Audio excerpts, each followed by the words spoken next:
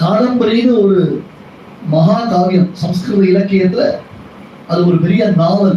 அந்த சுகநாசன் உபதேசம் பண்றான். மறுநாள் பட்டாபிஷேகத்திற்கு தயாரா இருக்கக்கூடிய ராஜகுமாரனை பார்த்து சொல்றான், இந்த மாதிரி பாருங்கன்னா அதி துஷ்கரம் யௌவனேஷ் அஸ்கலிதம். யௌவன பருவம், இந்த விடல பருவம்னு சொல்ற அடலசன்ஸ் ஏஜ்மே இது ரொம்ப ரொம்ப ரொம்ப ரொம்ப கஷ்டம். இந்த சமயத்துல ஈஸியா ட்ராக் மாறிடும். ஏன்னா மைண்ட் வேவரிங் மைண்ட். இந்த சமயத்துல மைண்ட் சேனலைஸ் பண்ணிக்க முடியாது. டக்குன்னு போயிடும். அதுவும் நமக்கு எல்லாம் தெரியப்பதான் ஒரு இருமா போயிடும். உடம்புல இளமை, புது பிளட், அப்படி நம்ம ஒரு முறுக்கேறி இருக்கும். ஏதாவது பண்ணணும். ஒண்ணு கையில ஒரு ஆயுதத்தை எடுத்து ஏதாவது அடிக்கணும் உதைக்கணும் அப்படின்னா தன்னுடைய ஹீரோயிசத்தை நிலையாட்டணும் ஒரு ஆசை வரும். அடுத்தது என்ன அப்படின்னா யாராவது ஒருத்தர் இம்ப்ரெஸ் பண்ணணும் ஒரு அடுத்த மனோபாவம் வரும். இது ரெண்டும் வராது ரொம்ப கஷ்டம்.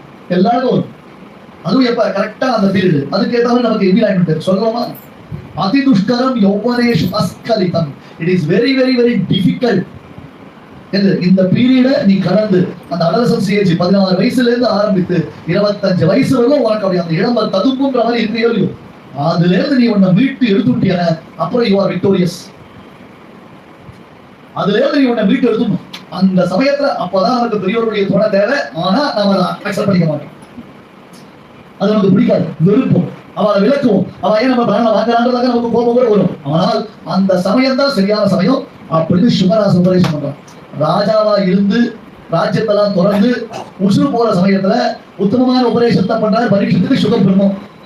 ராஜாவா உட்கார்ந்து இனி ராஜ்ய பரிபாலனம் பண்ணணும் என்பதற்காக தயாரா இருக்கக்கூடிய ராஜகுமாரனுக்கு உபதேசம் பண்றார் சுகநாசன். அதுக்கு இருக்க வித்தியாசத்தை பார்க்கணும். இந்த உபதேசம் இன்னைக்கு லோகத்துல ரொம்ப கஷ்டம். இந்த உபதேசம் பண்றவாலும் கஷ்டம், பணிவாள பிடிக்கிறது கஷ்டம். ருக்மிணி கல்யாணம் சொல்ல வந்தவர் எதுக்கு சுவாமி சொல்லிட்டு இருக்காருன்னா, இன்னைக்கு லோகத்துல பசங்களை இப்படித்தான் மிஸ்கைட் பண்றா. அவருடைய எமோஷன்ஸை ஈஸியா டச் பண்ணிக்கலாம். அவளை சுலபமா அந்த எமோஷன்ஸை யூஸ் பண்ணிக்கலாம். உடனே அவங்களுக்கு அப்படியே கை நரம்புலாம் முடிக்கிறது, நாக்கு முடிச்சுதான் தெரிக்கிறது.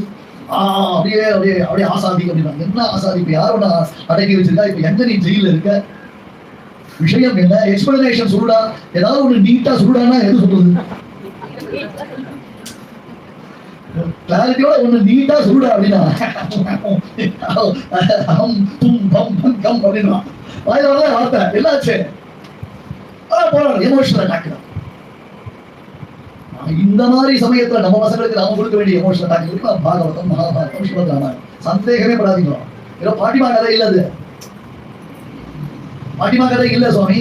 Human sentiments, human reactions, human emotions, human excitements.